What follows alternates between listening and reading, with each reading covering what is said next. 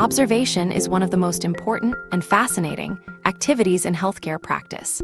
It is present throughout the entire healthcare process, but its role changes depending on the context.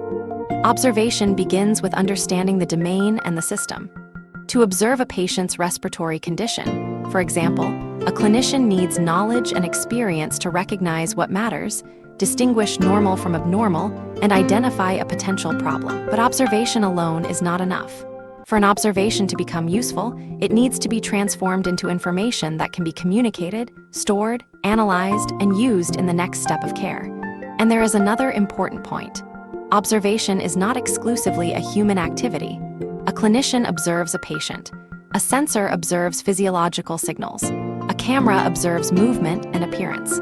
A microphone observes sound. A patient monitor observes multiple physiological variables continuously. All of these are different ways of observing reality, and all can become sources of data.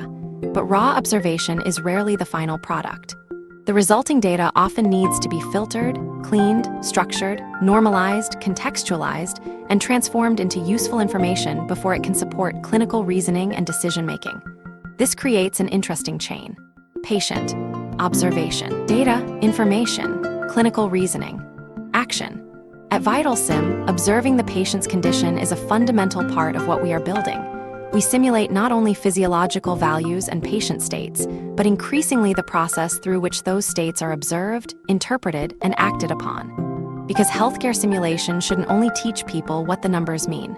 It should help them learn what to observe, how to interpret it, and what to do next.